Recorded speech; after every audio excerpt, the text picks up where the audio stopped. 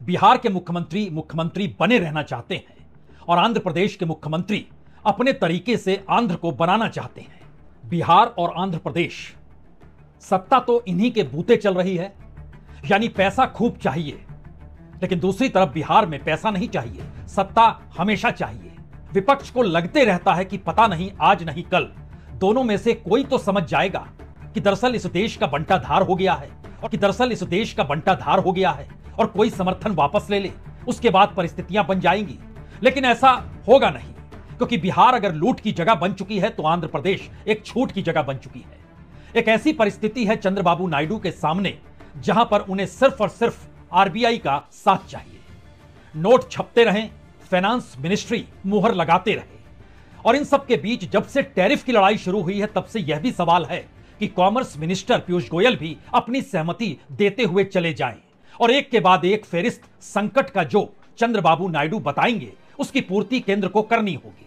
इसलिए भी कहीं ज्यादा बड़े हैं क्योंकि अमेरिका के साथ टैरिफ वार अगर डगमगा गया तो मोदी सरकार ने चीन का रास्ता पकड़ लिया, रूस के साथ गठबंधन और मजबूत कर लिया, ब्रिटेन के साथ फ्री ट्रेड हो गया, यूरोपीय यूनियन के साथ हो जाएगा, इसकी सहमति मोदी सरकार जतला रही है। लेकिन चंद्रबाबू नायडू खुल्लम खुल्ला यह कहने से चूक नहीं रहे हैं कि आप और आपकी टैरिफ बार को लेकर पॉलिसी डगमग है।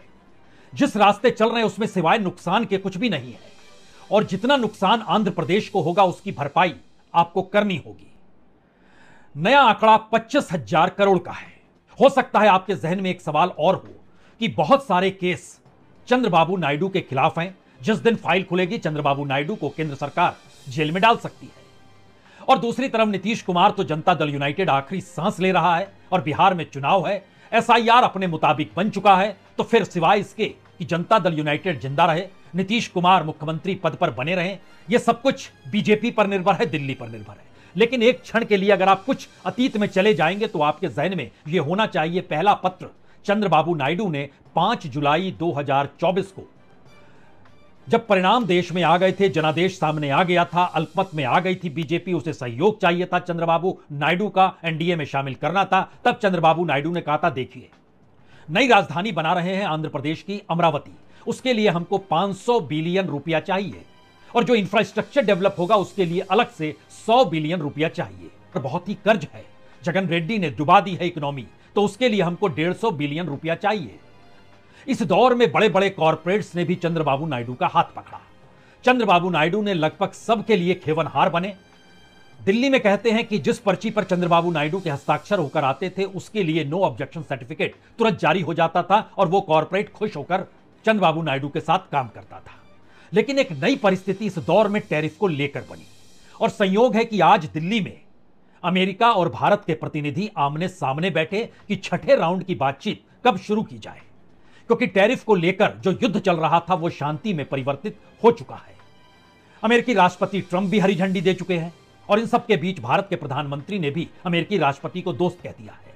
इस बैठक के बीच 3 सवाल सामने थे। पहला सवाल यह था कि जो भी नया ड्राफ्ट होगा उसमें कम से कम agriculture, dairy, technology, manufacturing sector, इस पर चर्चा होगी। लेकिन इसके साथ आपको शी जिनपिंग और रूस के साथ जो कच्चा तेल खरीद रहे हैं उसको लेकर भी कहीं एक सहमति बनानी होगी, क्योंकि नाटो कंट्रीज और अमेरिका खुद इसके खिलाफ है कि भारत सबसे बड़ी तादाद में आज की स्थिति में रूस से कच्चा तेल खरीद रहा है और उसकी इकोनॉमी में मदद कर रहा है, उस इकोनॉमी के आश्रय वह यूक्रेन में युद्ध लड़ रहा है। इन तमाम परिस्थितियों के पीछे 3 बातों का जिक्र पहले समझ लेना होगा। ये 3 बातें बड़ी महत्वपूर्ण है। भारत के भीतर सत्ताधारी पार्टी में प्रधानमंत्री मोदी की नीतियों को लेकर या काम करने के तरीकों को लेकर एक उथल पुथल लगातार मची हुई है। कॉर्पोरेट सेक्टर इसको बर्दाश्त कर पाने की स्थिति में नहीं है कि एक झटके में वो पूरे वेस्टर्न वर्ल्ड को या अमेरिका या डॉलर को छोड़कर नए तरीके से बिजनेस कैसे कर ले। भारत के प्रधानमंत्री वाशिंगटन की जगह शंघाई जा सकते हैं, बीजिंग जा सकते हैं, लेकिन भारत का कॉर्पोरेट जिसने बरसों बरस से डॉलर के आश्रय और वेस्टर्न कंट्रीज के आश्रय और उसमें भी अमेरिका के आश्रय अपने धंधे को विस्तार दिया है, उस पर वो कैसे यू टर्न लेकर एक झटके में चीन के साथ खड़ा हो जाएगा। यानी बीजेपी के भीतर के पॉलिटिशियन मोदी सरकार के साथ रहे कॉर्पोरेट। और तीसरी परिस्थिति है कि इस दौर में जो विपक्ष कमजोर है उसे मदद अगर चाहिए तो मदद सिर्फ और सिर्फ नीतीश कुमार और चंद्रबाबू नायडू की चाहिए, एक झटके में सत्ता डगमगा जाएगी। लेकिन इन सब के बावजूद भी चंद्रबाबू नायडू पत्र लिखते हैं, पैसा मांगते हैं, पैसे की पूर्ति होती है, आरबीआई नोट छाप को देता है, फाइनेंस मिनिस्ट्री मुहर लगा देती है। और इन सब के बीच नया पत्र भी उन्होंने लिख दिया। नए पत्र में उन्होंने खुले तौर पर इस बात का जिक्र किया कि देखिए, जिस तरीके के टैरिफ लगे हैं उसमें, और यह पत्र जो भेजा गया फाइनेंस मिनिस्टर निर्मला सीतारमण को भेजा गया, 2000 कंटेनर पड़े हुए हैं जो झींगा मछली और समुद्री खाने की जो व्यवस्था होती है, जिसको अपने तौर पर एक्वाकल्चर सेक्टर के दायरे में यह आता है, वो सब कुछ ठप पड़ा हुआ है और 600 करोड़ रुपया का ज्यादा टैक्स लग गया है।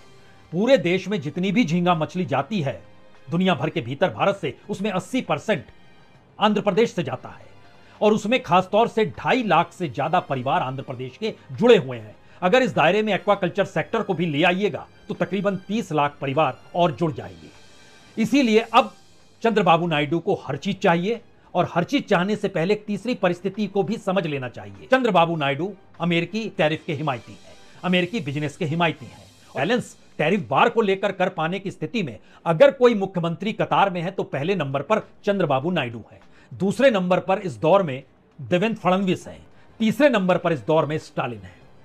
और पिछले दिनों स्टालिन जब सुप्रीम कोर्ट के जजेस को और हाई कोर्ट के जजेस को संबोधित कर रहे थे तो बोलते बोलते यह भी कह गए, इंतजार कीजिए, दिल्ली की सत्ता अल्पमत में है, 240 सीटों के आसरे है, उन्हें चंद्रबाबू नायडू और नीतीश कुमार का समर्थन है, पता नहीं कब आज नहीं कल गिर जाए।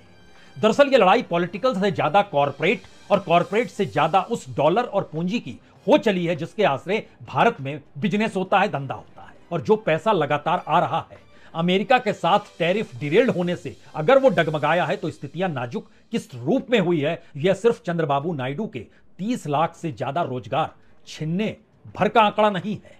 इस देश के भीतर उससे प्रभावित करोड़ों लोग हैं। वो डायरेक्ट इनडायरेक्ट वे में जो एक्सपोर्ट हो रहा था माल, वो चाहे चावल वनस्पति का हो, चाहे इस देश के भीतर टेक्नोलॉजी का जुड़ा हुआ मसला हो, या फिर किसी भी क्षेत्र में लेकर जो कि कहीं भी प्रोडक्शन कर रहा हो, उस पर सीधा असर पड़ा है।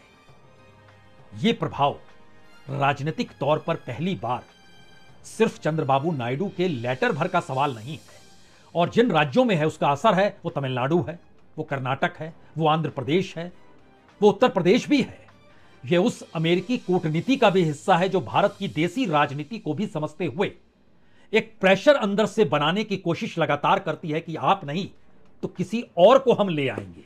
और यह मैसेज दिल्ली की सत्ता के सामने भी खड़ा है और यह उसके लिए चेतावनी भी है और चुनौती भी है और इम्तिहान भी है। शायद इसीलिए यह महज चंद्रबाबू का भेजा गया एक प्रेम पत्र नहीं है जिसमें आरबीआई को पैसा देना है, फाइनेंस मिनिस्टर और कॉमर्स मिनिस्ट्री को मुहर लगानी है। यह उससे आगे की परिस्थिति है जो आने वाले वक्त में भारत की अंदरूनी राजनीति में भी उथल पुथल मचा सकती है। बहुत बहुत शुक्रिया, बहुत बहुत शुक्रिया।